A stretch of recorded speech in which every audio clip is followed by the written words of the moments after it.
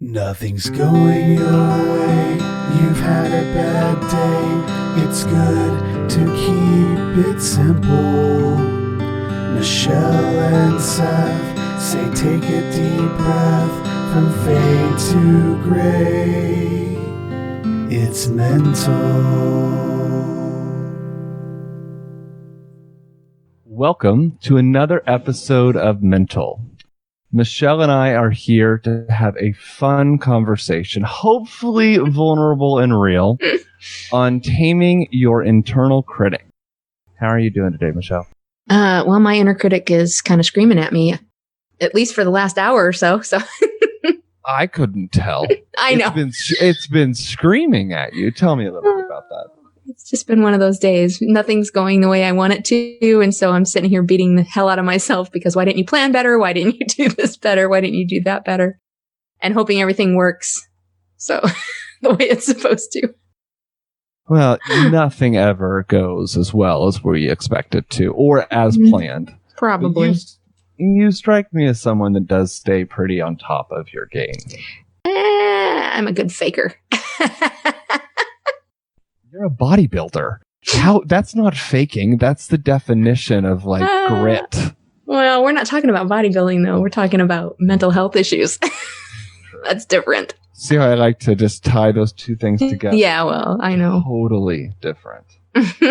Well, let's talk about inner critic, because I am notoriously bad at self-talk, and I have used at times the explanation of me having a traumatic brain injury as the reason that I can't do meditation or cognitive behavioral therapy. Yeah, that's bullshit. It's not real. Really, I probably could benefit from those things. Yeah, I often say that I'm not.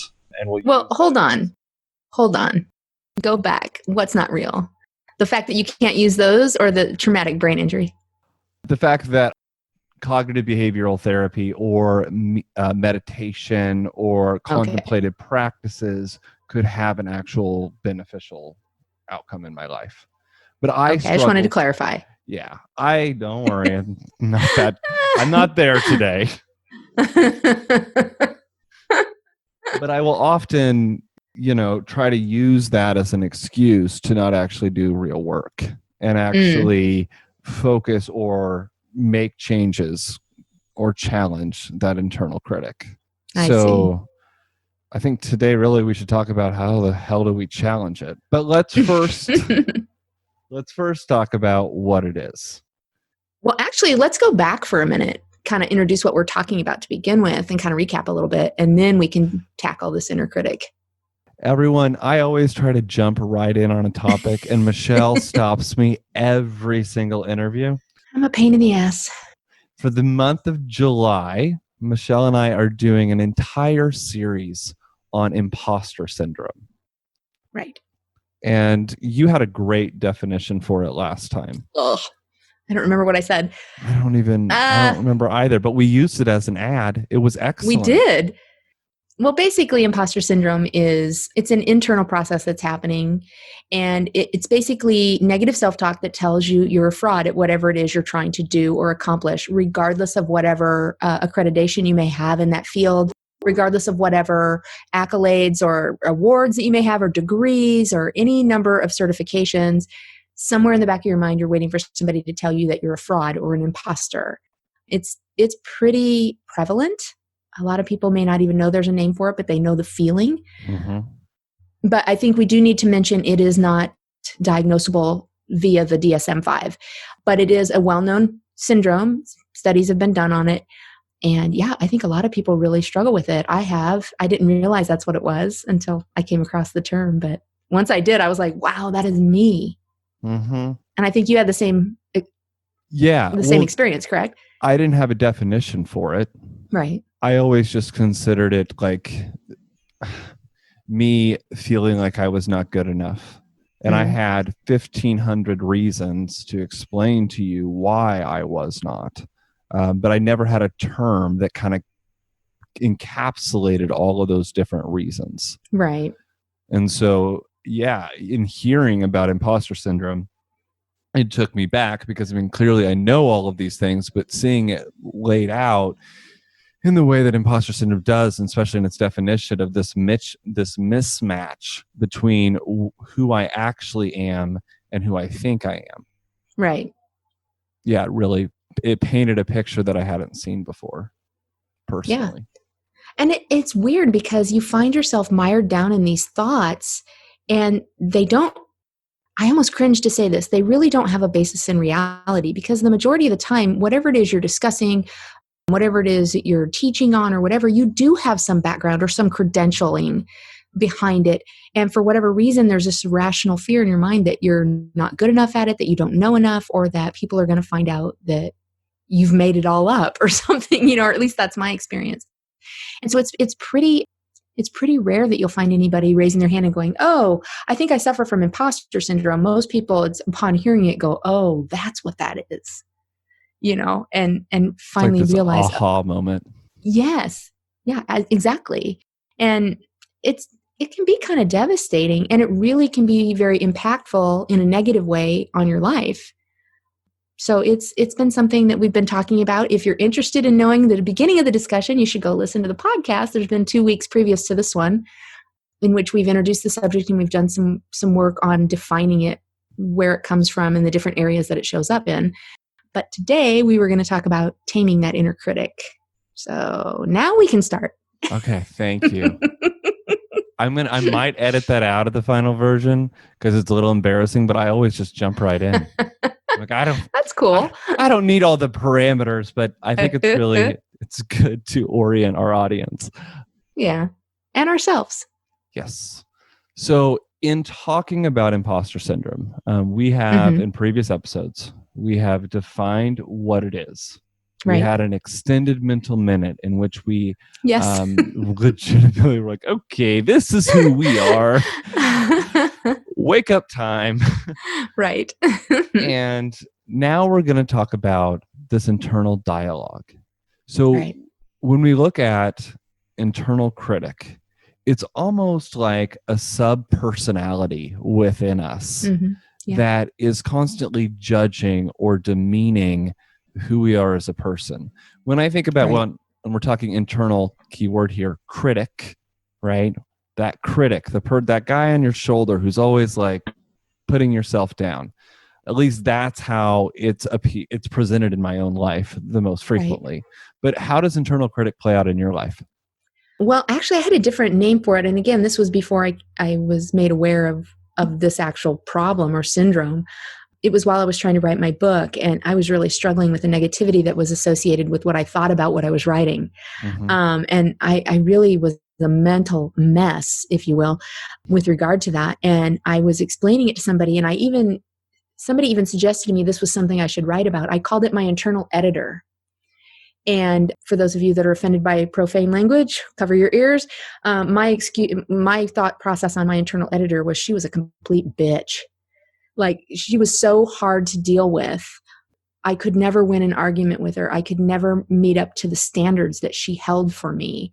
And it was as though she were some kind of a third person that I was trying to appease, rather than my own thoughts, my own subconscious, or, even the devil on my shoulder, if you will. That's how it came across. Yeah. And so very difficult, very demoralizing. And especially when you're trying to do content creation of some kind, to have that constant negative stream in your mind is very distracting, first and foremost, but it's also, again, very demoralizing. To the point where, as we talked about last week, we talked about the different P's of imposter syndrome, one of them being paralyzing. And you don't want to continue on because you're terribly afraid that inner critic is right and that everyone is going to agree with them. One of my biggest fears has always been that people will find out the truth. That if I let people get too close to me, if I open up in some way, like if they start to see my true colors, it's going to confirm the person that I think of myself, which is that internal critic. It's that I'm not good enough. It's that I have this fault and that fault. I like how you mentioned paralysis, because personally for me, I tend to shut down. My internal critic is often way louder than the other areas of my life, to the point that it will immobilize me over small issues. Right. Like this last week, I have to send out like a daily status report to management every single day. And I left the date from the previous day and the title of the email. Oh no. Okay. So 2 emails have been sent out that say the 15th, but one's the 15th and one's the 16th. Oh. And I am having like this mental like breakdown. Everything's the world is crumbling. My boss, what is she thinking? How dare I'm gonna get an email. There's gonna be an email coming in my inbox. Seth, how dare you put the wrong date in this email? Like, it's not a big deal. No. It's not a big deal at all. But only to you. It's more than likely. It's confirming that I'm impulsive and that I am moving too quickly and that I haven't, and it will literally crumble me and I will just stop and I can't do anything for like 24 hours. Right. My appetite can go. Like my motivation is gone. I get tired. I isolate. So looking at the impact of this critic in our lives, it doesn't just affect how we think about ourselves. No. How we think about ourselves impacts everything we do. Well, I think we have to differentiate here as well. I mean, because some of what you're saying could be attributed to, a negative self-image. Right. Which a lot of people struggle with, and not necessarily an imposter syndrome, because typically imposter syndrome tends to center more around, those Your things success. that you are supposed to be doing well in and being found out of fraud in that situation. So in your case, yes, of course, with work, you want to look as though you are a studied, a well-trained person in your work, and forgetting something like that, of course, can cause that almost an existential crisis, although it's just a date. And so for me, I hear that and I go, it's just a date. Right. But to you, that's a whole different thing because it pertains to your knowledge about a subject matter. I feel like every time anyone that mentions their competency generally is someone who doesn't actually have competency and they're using it. Yeah, anyways. But that's something that we're talking about a date. It's not a big deal, but it makes me feel like I am incompetent in some way. And all of this work that I have strived so hard. I mean, look at me. I've got diplomas hanging up behind me. I have strategically placed. I know, right? Please know I am on Zoom every day, all day. I'm a corporate trainer. That's all I do. So they need to know you know what you're talking about. Correct. This is more about work than it is podcasting.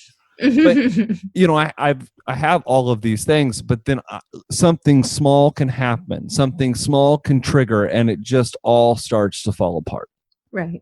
And I think that's pretty normal for people that struggle with self-image issues as well, like I said. But in this case, struggling with something that is affecting your reputation as a trainer for work is something that would be devastating to you. Yes. And would bring up that fear of somebody going, see, you don't know what you're talking about, or you don't know what you're doing.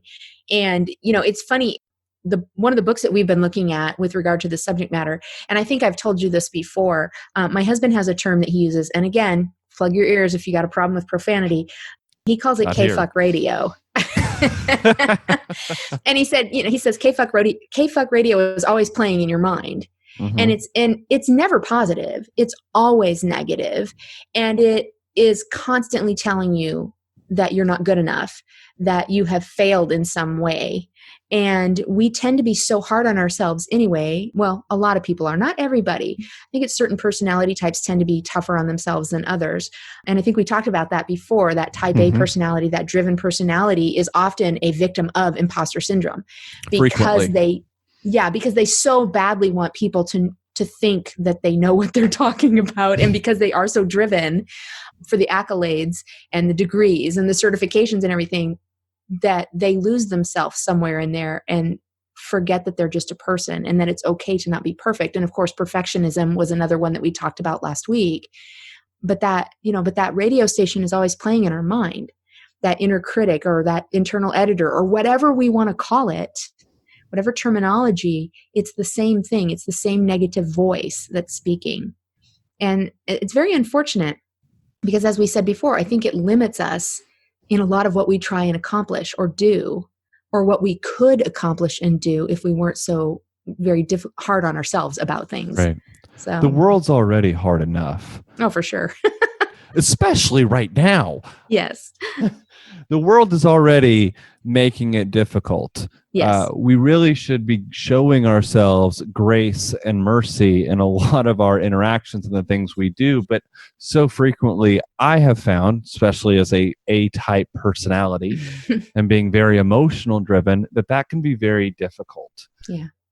And so a lot of times when my internal critic shows up, the areas where it most frequently attacks is those areas where I feel insecure, where I have some type of weakness. There's something that I feel doesn't meet, and it frequently shows up in areas of work and and relationships. Work and relationships, my internal critic just goes to town. Well, for sure in work and academic pursuits and things like that, but relationships is a different animal almost, because we are so busy trying to put our best foot forward, especially in a new relationship or something like that. So we want to present our best attributes, and yet we're so afraid that those attributes are not going to be seen as positives, or they're not going to be good enough, to make an impact on this relationship in a positive way. And so it's a mess in here. I don't know about you, for me, it's a mess in here often. And I find myself constantly arguing with myself, trying to find that middle ground that is somewhat realistic. And talking about the thoughts, do you ever find them hostile? Oh, they're always hostile. Have we met? I'm hostile often. Define hostile. Let's break that down, because I think it's a good adjective, but... Well, I told you, my internal editor is a bitch. That's her default. Fair. So yes, hostile. Yes. Yeah. Yeah. It's not necessarily just negative, but negative to the nth degree, like angry about it often. It doesn't like to be told no. Exactly. is my experience. So if we're trying to talk to ourselves, so if we have this internal dialogue, it's happening, it's putting us down, and we are trying essentially to fight against ourselves. Right. Let's talk about some practical things around that. I hope there's some practical things. Is it just, listen, Michelle, stop feeling bad for yourself. Stop talking bad about yourself. Those are two different things. But stop putting yourself down. Stop doing this. Just cheer up. You have all the accolades. Just get over it. You have all the success. Tell yourself to shut up and move on. If that, only it was that simple. Right? If only it were that simple. It's just so not. Hard. Right. I know. So let's start talking about what are some practical, on-the-ground things we can do to challenge this anti-support of ourselves. How can we do that? Well, for a while, of course, I tried therapy. Based on my deconstruction, my religious deconstruction, I thought I needed some help with that. And so I tried therapy. That was not effective for me.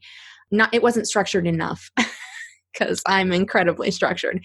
So I tried life coaching, and I found a lot of benefit to that and a lot of help with that. But in all honesty, some of the stuff that my life coach asked me to do, I thought was ridiculous. And I really chafed at it. Affirmations, which is what I was going to bring up. Affirmations are actually very, very helpful. But for a while when you're doing them, you think, this is the stupidest thing I have ever tried to do in my life.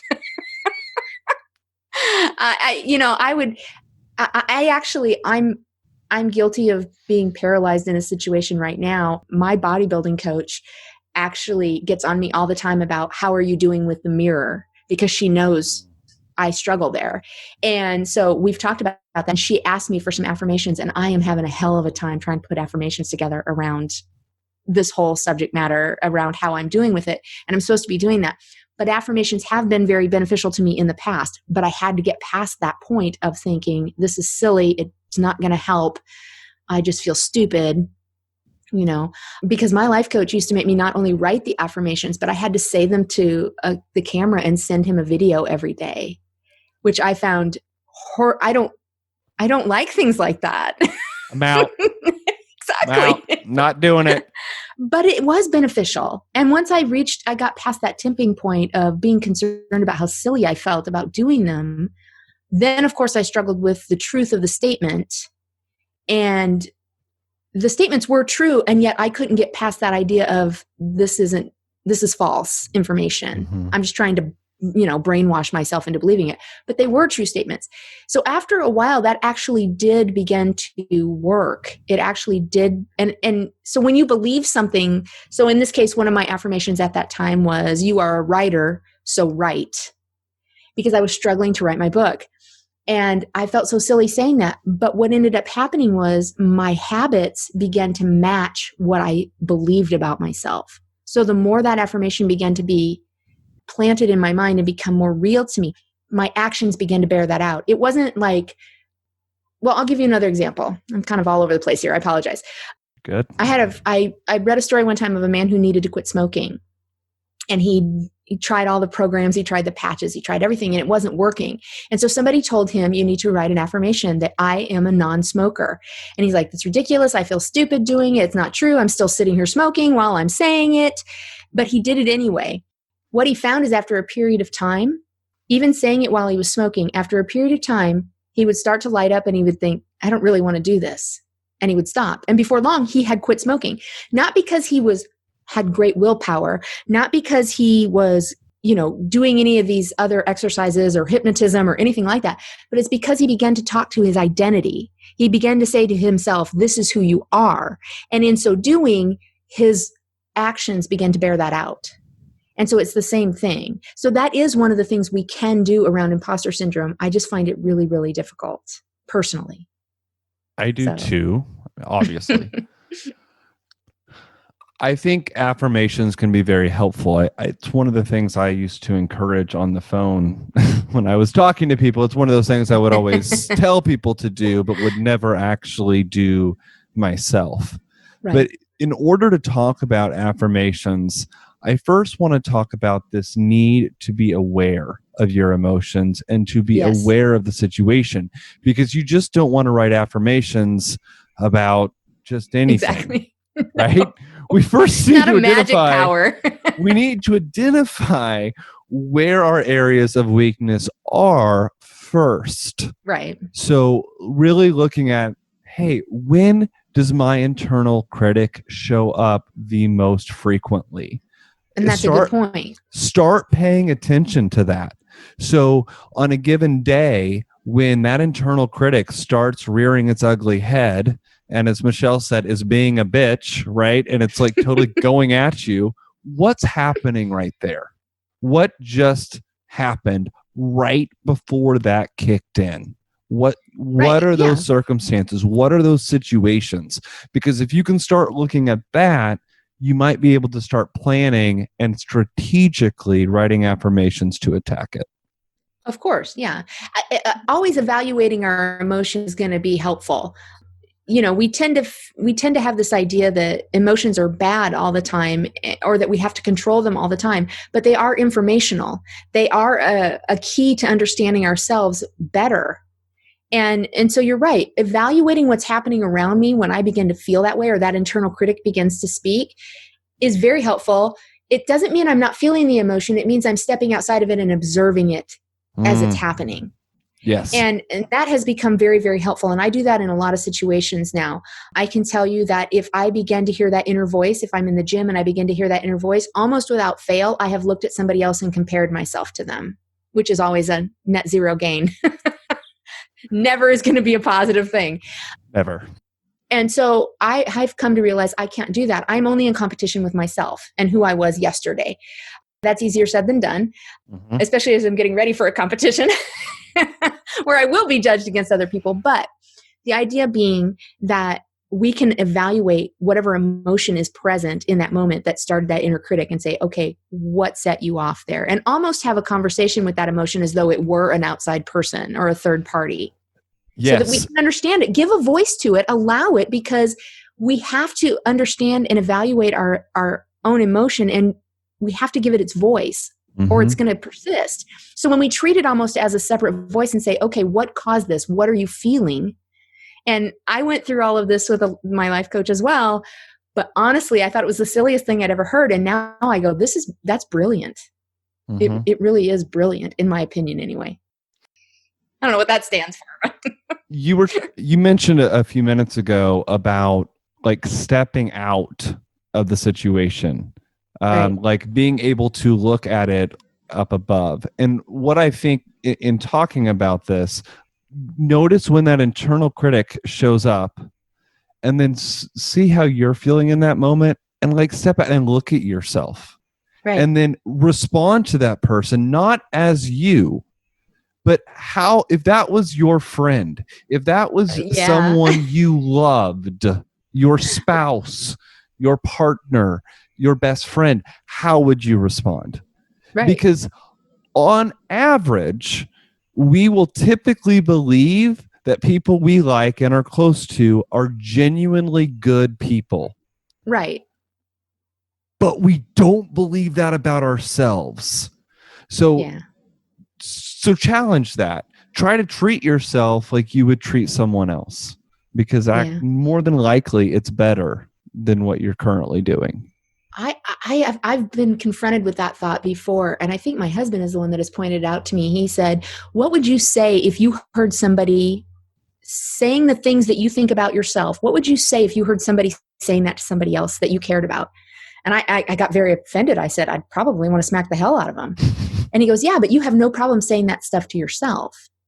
And, we kind of poo-poo that. We're like, oh, but it's just me. It's just my internal dialogue going on, But those words are incredibly damaging to us. And I think I've mentioned this in our conversations before, but we have a tendency to trust our own voice subconsciously. So when we are saying those things, especially if they're out loud, saying those things about ourselves, we're prone to actually believe that to really be authentic and true. And so it is incredibly damaging. But I would never allow if somebody said something like that to one of my kids, they'd be on their ass. I guarantee it. That's not even a thought, but I don't treat myself with the same kind of respect. Even when you challenged it, my immediate comeback always has been, well, yeah, you don't really know the real me. Yes. Yeah, I'm just a much better person at hiding who I am than you think. You just don't know what happens behind closed doors. Of course you think that, but if you knew the real me, you wouldn't say that. And we've got to challenge that. Yeah, for sure. Well, and to be honest, to push back a little bit at that idea, and I'm totally familiar with that idea because I've used those exact same words, that's almost very egotistical if you think about it. Like, oh, I'm just so much better at hiding myself than anybody ever thought, that there's no way you'd know. That, talk about thinking more highly of yourself than you should. So we have to be careful of things like that.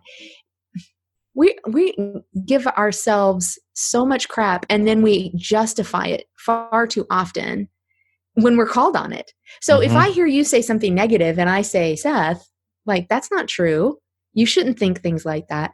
That's your immediate, I almost know without a doubt, that's your immediate response of, well, that's always going to be the first word, well, which is kind of, that needs to be a word we get rid of, because that always leads into that justification as to why we should be able to say something negative about ourselves, because, oh, it must be true. Well, next time I hear you say, well, I'm going to throw something at you. Right. And then also, I think that's all good. And that we really need to watch. I mean, really, the words we use have so much power. Yeah. Way more power than I think any of us really give it credence. And something I want to also challenge is examine the evidence. Just examine the evidence. Pretend that you are a detective and you have to determine the truth. Yeah. Lay the facts. because I think you'll be surprised. Well, but we've had this conversation towards the beginning of this series in talking about imposter syndrome, that even evaluating the facts, the fact is I have multiple degrees. That doesn't change the fact that I think often I still don't know what I'm talking about. True. So even looking at the facts, often with this kind of subconscious syndrome going on, we still will negate our accomplishments. And we talked about this last week when we were talking about perfectionism. If I manage to meet the standard that I've set for myself, then I will attribute it to luck, or I will attribute it to something outside of myself, because it couldn't be that I was just good enough. Mm-hmm. It always has to be that I slipped by somehow. I duped the system somehow, and I just got away with it. So I know. I know we've said this multiple times in discussing this, but this is something that is oh so negative and oh so difficult to identify and to deal with, to change. So taming an inner critic, it sounds good in theory. I'm just not positive that I'm great at doing it, So. Well, okay, so let's be honest. Acknowledgement is the first step. We cannot change or heal what we do acknowledge. So yes, you're owning that you're not good at taming your internal critic. Well, neither am I. Right. And we both host a podcast on mental health, and we're talking about taming your internal critic. The irony is strong, but let's focus on improvement, right? Okay. This is not something that you are just going to have click tomorrow. The internal critic is gone. That is not. If only. That's not reality. No, it's not. So let's focus on the small things. So rather than playing this into this, if you're anything like me, black and white thinking that, hey, I might as well just give up. I'm never going to win. I'm a piece of shit. My mind knows it. My mind knows it, and it's guaranteed to be true. Rather than jumping right there, let's start looking at what can I do today that will make things a little bit better. What are some things today that I can do to really fight back? And I think number one, as we've already mentioned, is acknowledgement. Oh, for sure. And it's starting to pay attention. Well, I think it goes back to another word that, some people have a hard time with, but that mindfulness, that living in the moment, not future tripping, not, dealing with the past, but sitting in the moment and evaluating where you are and realizing that for the moment, I'm okay. Even if this inner critic voice is whispering in my ear, I can just sit, take a deep breath and go, I'm okay for right now. That may last a minute, but I'm okay for right now. So yeah, being mindful of our surroundings and ourselves is beneficial to me anyway. Yeah. And one more. I'm sorry, I was throwing out ideas here left and right. Okay. But I really also want to talk about letting someone else in. Oh, yeah. You don't do this alone. Yeah. Utilize your support system and let other people check you when you start to, when your internal critic starts to take control. Right. And if your friends notice, listen, pay attention. They listen to you far more than you listen to yourself, probably. Yeah. I think it's beneficial to have those people that you trust in your life, that when you are doubting yourself or you are, hearing that inner critic, asking their opinion and knowing that you can trust that they're going to tell you the truth. Because maybe they're going to say, you know what, you're exactly right. I think you are falling short here.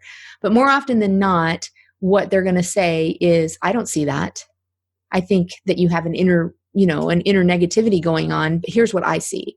And because you've said this is somebody I trust, then that's somebody you should be listening to and saying, okay, they're going to tell me what they actually see. Not what I want to hear, but what they actually see. Mm-hmm.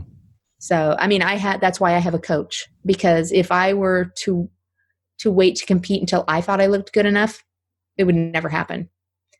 But I trust her and her opinion.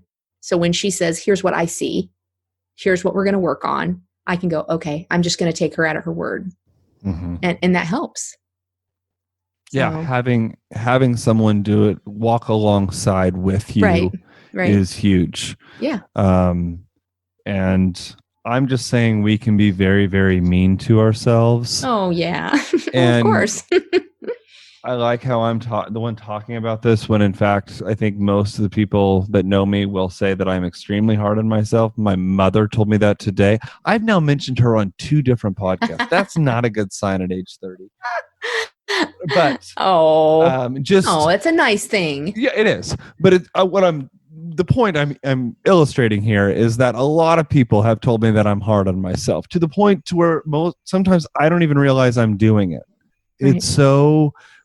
It's always there. I don't even recognize it or notice it. So I think having that support is huge. Well, it is. And then something else occurs to me, the idea that we have to remember all criticism is born of pain somewhere. Whether it's ours or somebody else's, if we're receiving criticism outside or we're self-critical, it's born of pain somewhere. So that goes back to that, again, trying to evaluate where you are and what's happening. What has caused this negative inner voice to begin speaking? Is there merit? I don't think there's anything wrong with trying to decide if there's merit to that negative voice. I don't think that we should just assume, oh, it's my negative inner critic, I'm not going to listen. Well, sometimes maybe we should. I just think we listen far too often. So if I'm self-critical all of a sudden, I need to stop and evaluate, is there some pain here that I'm evaluating or struggling with in order to, or that is becoming this criticism? I'm not saying that well, but but the idea that it's coming from somewhere. So where is the hidden hurt? Where is the hidden agenda or trigger to what I'm feeling and hearing? And again, that self-reflection, I think, is so very helpful in negating the effect of that inner critic or that imposter syndrome response. Mm-hmm. In being self-reflective, are there any specific practices you found helpul? Well, you mentioned at the beginning, of course, meditation. The thing that will not work for me, yes. I'm honestly not very great at meditation either. I get distracted far too easily. And what usually happens is my task list starts running through my mind of all the things that I should be doing while I'm sitting here. That's what happens trying to meditate. That's what happens when I try to pray. Me too. Yeah, I've always had trouble with that. My grocery lists get done. Yeah. Yeah. Well, I started doing some guided meditation, which is a little bit more helpful because it's not just you sitting in silence, but it's somebody guiding you through a process, even, deeper breathing, or maybe they're describing some kind of, journey through a wooded forest or something that is keeping your mind somewhat active. But one thing that I did love is the guided meditation that I tried to do. I had an app for it on my phone, and I would sit down every day, for 10 minutes and okay, you can do this for 10 minutes. But they were very quick to say there is no judgment here. So if you do find your mind wandering, it's not a judgment. There's no anger involved with that. There shouldn't be self-recrimination involved with that. It should just be gently guide your mind back to what you're trying to do. And you do get better with that as you practice it. It is like anything else. The more you practice, the better you get. But I do like the idea of meditation. I'm just not great at the practical side of it. And yeah, same thing with prayer, which I kind of feel like they're almost the same thing. They kind of are. Yeah. And it's another reason why I haven't been huge into it. It's because you have Christian problems with meditation. I try to meditate, and then I end up praying, and then I start praying, and then I end up crying, and then before I know it, I'm doing something else entirely. So it just never really works. No. Every time I think about meditation, I think of this old quote from the Three Stooges, which I never really cared for them. But honestly, this one comes back all the time where one of them says, I try to think, but nothing happens. And I find that's how it feels to me so much of the time. I'm trying to think and nothing's happening. Instead, I used to get so angry with myself during times when I was supposed to be praying. That self-recrimination would come out like, oh, great, you can't give God 10 minutes. You can't, and there would be all this judgment associated with it. When in reality, your brain is doing what it's meant to do. Your mind is doing what it does. And so instead of being angry with it or judging it, again, observe it, gently remind it what it's supposed to be doing and move back into the process. Mm-hmm. And I think that, again, when we recognize symptoms of imposter syndrome or that inner critic, we have a tendency to get angry with ourselves over that too and chastise ourselves for allowing this negative voice to be there. Well, we don't have to silence the negative voice. As I said, let's listen to it. Let's decide if there's merit. Let's give it its moment, but then let's decide if it's being accurate or not. Let's evaluate. And self-evaluation is very difficult. I get that. But again, practice makes perfect. So that is something we should be practicing. So. And this is going, here's another suggestion. And I feel like this is totally just almost, I shouldn't even say it's a suggestion because I think it's really lame. But journaling can also be very helpful at self-reflection. Sure. Yes, I agree. I feel like that's just kind of a counselor line. But for real, I think that journaling, getting those thoughts out on paper can also really be beneficial at reviewing, your internal thought life. Oh, absolutely. I've been journaling for years and years. That's how I actually started writing. I started journaling what I was trying to understand from a religious standpoint, and then I would journal my feelings. I have a journal going right now for this period of time I'm in getting ready to compete, because there's so many emotions that go along with all of this. And so putting them down on paper allows you, first of all, to get it out. It's cathartic. Mm-hmm. But second of all, it allows you that review process. You can go back and read what you've written later and go, was that accurate? Well, no. Now that I can look at it outside of the moment or outside of the emotion, I can say, okay, I see what I was feeling here, but that's not actually accurate. And so there's some reflective value to that as well. Mm-hmm. So I agree 100%. Journaling is fantastic. The problem with journaling is I think it can be really helpful. Just try really hard to let your perfectionistic self go to the side. Yes. Because I own like 12 leather-bound journals. Me too. That have only been filled out for like the first 10 pages. It's really sad.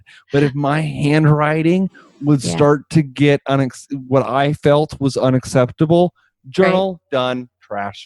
Yeah, I get that. But I spent $50 on it, so I'm not going to throw it away. It's just going to sit in a pile.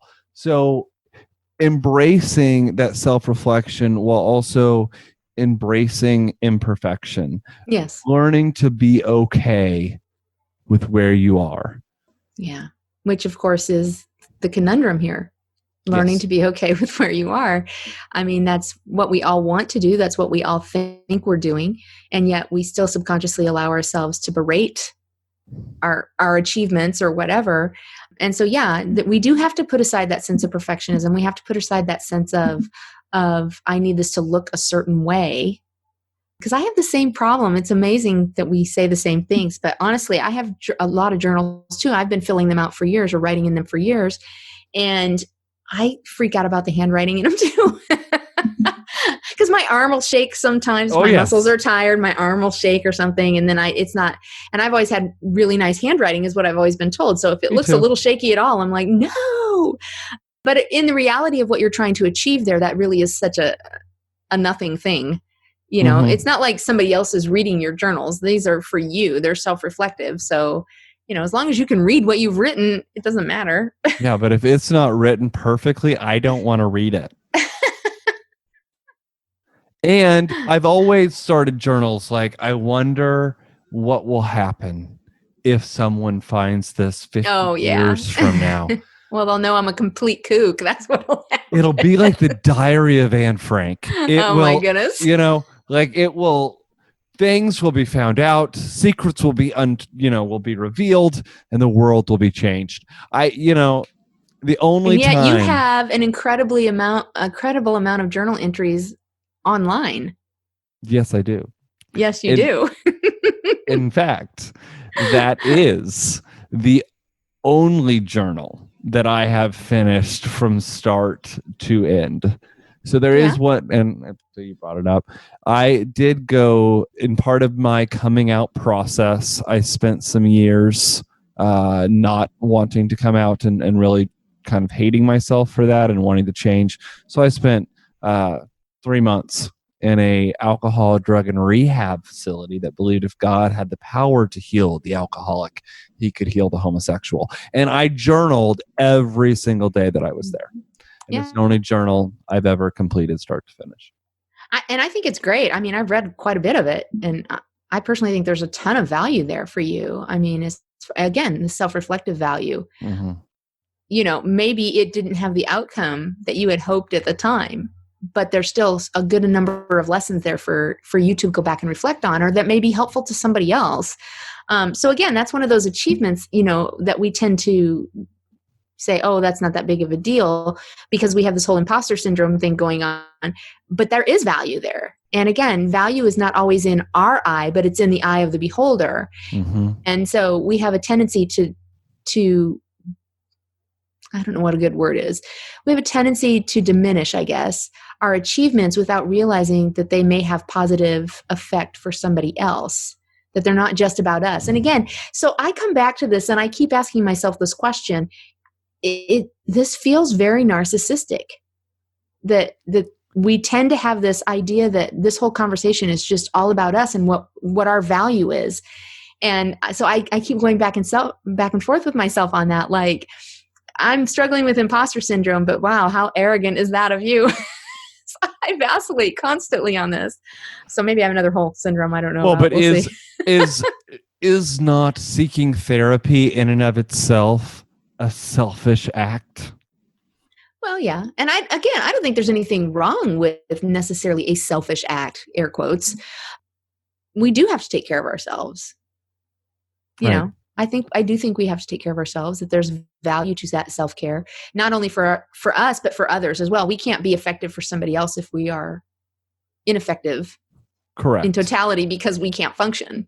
Right. So we're going to take this thought that doing all this self-reflection, that really focusing on ourselves within imposter syndrome, that is somehow narcissistic or very, all about you. The whole thing about it is we first have to take care of ourselves if we ever want to take care of anyone else. Yeah. And that's why starting with your internal critic is a great place to start. Yeah. Well, I told you my inner critic is bitchy, so she probably threw up narcissistic just to mess with me. Mine is just obnoxious and will never shut up. Ever. I'm pretty sure they're all that way. Okay, fair enough. I don't think you're special. Probably not. Especially not for that. You may be special, but not for that. Not that. Well, I think that this has been a really good conversation. I think that we really unpacked a lot of tools that people can use and really defining this for what it is. Well, I hope everybody's enjoyed our conversation on the Inner Critic. It's part of our series on imposter syndrome. If you are interested in that, you should go back and listen to the first 2 episodes of Mental. We do have a Facebook page. Please follow us. Please listen to the podcast. Please leave reviews. That's helpful to us. And let us know what other mental health issues you would like to discuss. We do have another one coming up next month. But of course, we're going to have multiple series. So I've enjoyed the time, Seth. Thanks very much. I have as well. This is the Recast. Parents go and they release the hellions with no manners, respect, or anything else onto this park. Welcome to the Readcast. We're talking about being naked.